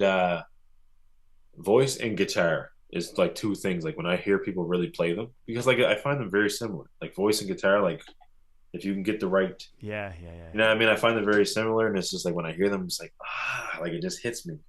But he's like, just so you know, like I'm not fucking bullshit. He's like, I just want to show you something. He's like, he pulls up in his hand. He says like a very distinct or like very precise thing in his phone. Pulls up a picture, and it's like him and like Stevie Ray Vaughan. What? I'm just like, cuz who are you? Like, you know what I mean? He's like, my name's Donnie Donahue. And like I've been touring with Stevie Ray Vaughan. I've toured with Stevie Ray Vaughan. Like I'm one of his guitar players. And Steve Earl Ray, he toured with him too. Yeah, well. I'm just like, what the fuck? He's like, yeah, man. He's like, and when you do your vocal lessons, man, he's like, hit me up and I'll put music behind it. I'm like, you're the fucking man. Thank you, right? He's a blues guitar player, right? Love this. Love Blues this. singer, right? Because we Oh were, yeah. buddy, he sent me a song of his buddy. He's 70, like I think he's like 60 something. And he sounds like he's 20 like when he sings because like it's just like the vote like his voice is so clear and I was like he was like because that's what you want, Lance. He's like you want longevity, like just think about Mm, 30, 40 years from now, that's like right. go do that work and like learn everything you can from it because like you got he's like the things that we like we're working in harsh environments every day. There's dust everywhere. It's like everything. Just make sure you go and make sure you keep your voice healthy. And then he left and was like he was talking to like one of his buddies, and then one of his buddies like, like one of his buddies like, do you know who that is? He was like, no. He's like, bro, like, have you ever heard of aquaculture? He's like, that's aquaculture over there. And he comes to me, he's like, cuz, he's like, are you already doing something in the city? I'm like, kind of, you know what I mean? He's like, are you aquaculture? I'm like, yeah. He's like, let's get to work. I That's was like, my God. I was like, okay, but like, like things like that happen like the universe talks to you like that, like it's mm. just like, you got to do it. You But know what I mean? it's that you're open. Yeah, It's that you're open, man. You're the type of person that's open to that, to the universe talking to you. You know, yeah, it's easy enough to close yourself off, to start thinking that you got all the answers, and some guy starts talking to you, and you're like, "What do you know?" You know what I mean? That's what a lot of people's reaction is, and it can be if we're in a bad mood or whatever. It can be anybody's reaction. You know what I'm saying? But it's important, as you said, like you keep yourself open to those things, then who knows what happens? that's right. Guys giving valuable information, like really valuable advice, and now you have a relationship. That's Now you right. got now you got this dude who's gonna be part of your life, like part of your musical. Who knows what's gonna happen? No, it was insane, man. And I was like, this is insane. And there was like two other guys. There was two other older guys on that site that were like David. They were like, they are serious songwriters, like serious songwriters. Mm. But they're like Lance, like I don't have the voice for it. Like I don't have the voice. Like I can write a song all day, but I just can't sing it. He's like, can you sing it for me? I'm like, cuz if you send me anything, I will sing it for you. He was like, That's okay. crazy. So I got like all these guys' numbers and like their emails, and all they do is they just send me all the stuff that they ever done before, and they're just like they're trying their best to do their thing, but it's just like Lance, I'm not a singer. Like, can I just send you like the lyrics and like the chords and like And everything? you Just sing sing them it. back. I'm just like, yes, I will do that for you. He's like, we don't have to do anything with it. And he's like, I just want to hear you sing it, man. I'm just like, okay, I got you. Wow, I was that like, is the that was coolest that was thing the to do. greatest. That was one of the greatest work sites I've been on. Like just meeting like these older cats that like are very like been working this like rough trades work all their lives and have never been around like a job site where they're able to express themselves Yeah, musically. And this was like their first job site they were able to really like express themselves musically, all because they heard me singing every 5 seconds. yeah, yeah. you know, that's But I mean, that's you are building some serious bridges here too. It'd be based on all these experiences, right? Like you can relate to so many different types of people now. most certainly. And that's Oh such a that's the most important thing. yeah. That's the most important thing we have. That's you know what I mean. You are able to see people as in so many different places, right where they're at, Hmm. and that's infinitely valuable. It's like it's so special, and then you're able to bring these great things out in people that likely before were scared to share them. Yes. Yeah. Like that's a great thing. It's happening with artists. It's happening with people on the construction site. It's going to happen with lots of young kids. I'm sure it's happening already with younger artists who are coming to you and are being like, "Can I share this? Can I do this?" Does that mean it's got to be happening, right? Because they Oh start to yeah. see that you're receptive to that kind of energy, and that's amazing. Yeah. Yeah. It's really cool. Like to have like the younger artists, like they hit me up and be like, hey, can you check this out for me? Like stuff that has it isn't released. And like, hey, can you check this out for me? Like just to see what you think about it. And like the pointers that I would give to them is like, like just be honest with yourself. One, be honest. Like just think about who you're releasing this music for. Like, are you like anything that you release? Like, you got to think about the people that could access it. Like, are you like think about the youth. Like, think about kids for one thing. Like when they go in and search for music and they're listening to what they so happen to click on you, and then what they're hearing is garbage, then like you're doing a disservice to the community. So just make sure whatever it is that you're releasing or what you're saying in your music, it's honest, you're telling the truth, and you're not just out here trying to flex. Huh. That's one thing I try to tell like folks that are showing me their music. And put a female voice on this, please. Like, are you collaborating with ladies? Like, that's what you need to think about too. Like, don't just be out here just keeping a sausage fest all your life. Like, just make sure you're getting a female perspective on this stuff. Don't just show it to men, show it to ladies too, so you can get their perspective on it as well. That's what I like. That's what I tell most people that try to send me stuff. That's the go-to answer. It's so Yeah, important, though. It's so important. It's so important because the natural inclination is to do something that you hear in other people's music rather than what you are. yeah, What you honestly are. That's it happens all the time. yeah, And it takes a long time to find an honest place and to be like, this is what I want to write about, or this is actually who I am, and you know, that's really amazing, Lance. This is that's what I always try. I always try, like, even when on my videos, like I always just make sure I always keep that in mind. Like, what if my daughter is listening to my music? Like, what yeah, am I saying? Like, what kind of gems can I put in the music if any of my kids are listening yeah. to it? That they don't like as they grow up, they're looking at me like, oh yeah, it's my dad, whatever. But if they listen to my music and I want them to really hear who I am in the music. So I'm very conscious of what it is that I say, and I'm also very conscious of the music too, I want to make sure there's a lot of musicality to the stuff that I do, because I just know what jazz music does to me. you know Yeah. like I just know, like when I watched I was saying this the other day, man. Like I watched when I watched like the Dizzy Gillespie, like in Thelonious Monk. Like shout out to Nick, because Nick showed me the Thelonious Monk, Dizzy Gillespie, Art Blakey. There was another stand-up bass player that was playing. Like when I first watched, like they're because they like jazz music is created by like American black people. When they went and took that to like Europe for the first time, and like Mm-hmm. it was like those four guys who went to Europe and was like, yo, this is what we've been doing. You got Dizzy Gillespie with this broken trumpet. It's like this. Yeah. People are looking at like, oh, what the fuck is going on here? And they get up stage and they play their instruments like they're playing what was given to them by their parents.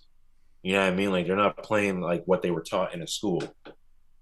They're Yeah. playing their music. They're like, and it was like it just blew the crowd away, because there's like they just never ever seen people play instruments like that before, and I'm so happy that it's caught on tape. Yeah. Yeah. You Yeah. can Yeah. kind of see like the reaction, like everybody's just kind of like just like kind of like this appalled, like what is going on up on this stage right now, and everybody's just like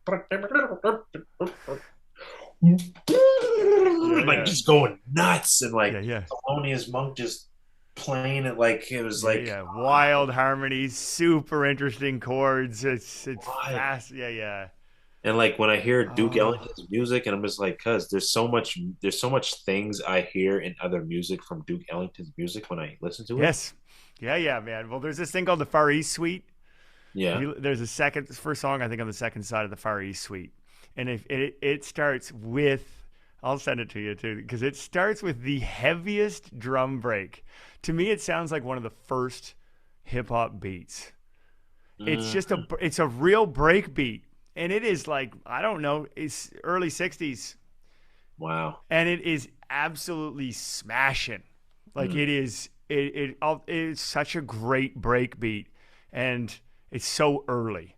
It's such Right. an and it's so early. It's so innovative to hear. And then the horns come out, and it's like I just love that. I mean, this is what I grew up playing trumpet in a band. Like Yeah. I remember when I first heard Dizzy Gillespie, Manteca, like live at Newport, same thing. I was like, what is this? And then he Yeah. starts to solo, and I was like, oh my goodness, this isn't classical music, man. This is there's a whole energy here that I want to be a part of. Yeah. Like that I was just like, this is incredible. And but yeah, I feel you, man. I feel you. You And Duke know? Ellington's a hero of mine because especially with the output, so much output, put out God, so much music.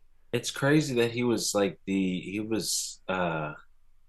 like at one point he was like the I don't know if it's the right word to use, but he was like the representative of American music. Yeah. He was the representative for American music. Like he was the one that would like travel I think that's where the Far East Suite came from. He dangerous. would go on these trips, Yeah, and then they would send him on these like ambassadorial trips in the that's late right. 60s, I Yeah, guess. I'm guessing that's yeah, when it was. And then he'd come back and be like, oh, I heard these cool scales and I heard this. And then he incorporates it with like a clarinet solo that's played in a certain way. And then he would do that when he went to the Caribbean. And then like it's so interesting. His yeah. role in American music is fascinating. It's crazy. Like you said, so much output too, like so much. And I really like, I just really like like their idea of just record everything that you do, just record Mm, everything. yeah. It's like there's this one track that him and Paul Gonzalez have together. Paul Gonzalez is like, Yeah. The you know who I'm sax player. talking about? Yeah. Uh, it's called Happy Reunion. Oh my God. Have you heard the song, man? No. Man, like when you get like after Oh this, yeah. just fucking put it on and listen to it. Like it's so beautiful. Like when I listen to it, like I hear like there's this video game that I used to that everybody of my era played. Is called Zelda's Ocarina of Time. And Okay. like the I opening was a little theme. earlier on the Zelda front. I was like Zelda 1, like whatever. Oh, you're on Like, the Game Boy? Were you on oh the Game yeah. Boy? I was like Nintendo 1 Yeah. Zelda. Like that was my vibe. Not to sound too old, but holy smokes. Yeah. No, because I'm in on those two. I know about those ones. But our one was Nintendo 64's Zelda Ocarina of Time. And the opening theme of that, like I can hear Happy Reunion. I can hear Paul Gonzalez on Happy Reunion within this opening theme. Oh, It's like beautiful. that's like wow, like this is crazy that like how there's so much inspiration drawn from jazz music. It's just nuts. Cause and like it just like just the reaction I get from people when I hear them talk about their favorite jazz albums, and it's like the emotion is just crazy. Like you get emotional. I Yeah. just don't see that. I just don't see that in a lot of. I just don't see that reaction from a lot of other. That's interesting. You know. Genres. Yeah. Yeah, it was a complete for me. It was a life. It was like a life affirming thing because my parents didn't like jazz. Mm, It was the music that I found that like I mean you got to picture this like I'm in Fredericton. yeah. You know what I mean? And like my parents don't. I got my dad something else, Cannonball Adderley, which Miles Davis plays on, like 1959, right around Kind of Blue, same, almost the same band. Yeah. And and I remember I got it from my dad, and he's like, I don't like jazz, and I was like, okay, I'll keep it, and I took it upstairs, and it was just like I listened to it endlessly. And then Yeah. played trumpet along with it, and everything. It was like a universe. I mean, not to go on exactly what you're saying, but like I had a passionate response a deeply it's always on the list. I just got asked this week, like, what are your 5 favorite songs of all time? And I'm like, Autumn Leaves, Cannonball Adderley, track 1, something else like that, because that was it. That was what opened the door. And then it was Manteca, like Dizzy. It was just like I went by way of trumpet players, but Yeah. I think it is. And sometimes, what I love about hip hop, to go back to what we were talking about, was sampling and stuff too, is that sometimes it's these. I love that hip hop is all about finding incredibly special moments. Sometimes it's like, it's literally 4 beats between 2 solos, but someone heard it and went, "Oh, that's magic," and then they loop it. Like, that just blows my mind. And I hear it all the time when you listen to old jazz records. You're like, "Oh, I recognize that." Yeah. You know. It's just it shows you how it's so full of nuggets. It's so full of magic, even though sometimes these moments were never to be repeated again. Never to be repeated again. They were improvised. It was just confluence of time and space and energy in the room. Yes. Yeah, I love that, man. I love what you're doing. Lance. You have successfully become the longest podcast I have done. What time are we at? What's the hell are we going? Oh, it's good. It's like 1 hour and 45, I think, man. I appreciate you so much, dude. Man, thank you. Thank you for extending the hand, David. Honestly, man. Like, I always find when folks really like extend their interest in whatever it is that I'm doing, like, I always find like they always hold a very special place in my heart, because I don't ever expect people to really be like, "Cuz love you, you're awesome." I don't ever expect that from folks. When people do it, it's just like, oh, like, I just feel like you are now protected, just so you know. Oh, thanks, man. I always say that to people, like, when they got my heart, you're protected. You're always going to be protected, man. So I appreciate you, man. No, I mean, it's real, and it's forever, dude. I'm excited to see where you're going with all this. I'm excited for you to have a second kid. Oh yeah, fuck yeah, Jamel's Dude. coming. That's exciting. I got 2 kids. You can call me anytime, dude. Anytime. That's what's up. That's what's up. Is Junior coming down here or what? I don't know. I haven't talked to him in a minute, actually. He's about to get bombarded with this. It's been a minute, actually, since I've talked to him. It's been about a couple months. But I floated the idea, and he likes the idea. He likes the idea, and I like the idea. Yeah. And I go on tour in October, but then I'm for the rest of after that, I'm kind of going back into creative zone. So, maybe we do it in an off month. Yeah. But I do like the idea of just hunkering down, man. And it's even if it's just nights that we work. Yeah. We're all busy. Fuck yeah. You know what I mean? But man, it's expensive though. Halifax is expensive. I was looking at Airbnbs and it's crazy, man. I know. We might have to do it in Fredericton, bro. Hey, that's cool, man. I love Fredericton. My spot. Bring the family. Yeah, man. We'll bring the family. Maybe that's how to do it. But let's figure that out. I do want to do more. I'm excited. I'm excited for the world to hear the track that we did. Oh man, like I told you, we were at Bus Stop Theater. We did Fester did like a little show there, and like it was my second song. I did the song that we did. I did the second song, and like the response from it was just like, I was like, oh, you guys really like that one, right? Like, just like basically like stand and oh, I was just like, what, really? And like I had Ambies in the back, and Ambies was like, yo, that one right there was insane. Wow, we gotta love that, eh? Oh, that feels good. No, I'm excited. I mean, it is a vibe. It's a heavy, heavy vibe because it's just so slow in the best way possible. It's nice. Oh, it's Junior special, man. Junior special. You know, he found that moment. He found that moment on that track and was like, and then just flipped it up and just slowed it way. I will never forget listening to that track for the first time. Talk about excitement. Yeah. I'm walking to the school, which is the same school I went to as a kid, to pick up my kids. Yeah. And I get a text from Junior. It's like, just sent you the beat. And I literally am like walking down the hill to pick up my kids. I put the beat in my ears, and I get to the school, and I'm freaking out. I don't even know who to tell. Like, I'm like talking to any dad who will talk to me, any dad or mom. I'm like, you won't believe it. Like, listen to this. Listen to this. It just blew my mind because he just flipped it, man. He took this thing that I thought existed and then turned it into something totally. It's just like, that's what I live for. Yeah. yeah. And then we sent it to you, and then you just went boom. Because I So think there's not a lot of here's what I'd like to see happen maybe in the next. I just here's what I would just like to see happen. I want to see because there's so many bands, there's so many musicians that we have in our community. Like I want to actually see. Maybe I'll do it. Who knows? I want to see a hip hop artist really like sample the music that is being made out of Halifax. that's interesting. You Wow. know, Yeah. Wow. I think eventually, like I'm gonna collaborate with Fester on this and be like, cuz like who can we hit up and be like, yo, give us stems to like your tracks and like we'll Yeah, yeah. Because there's turn them so into many good tracks, so many heavy you know tracks get made. No, you're right. That's a wicked idea, man. like how can we and like do it in a way where it's like collaborative and not just like okay we're gonna flip a song and it's already there.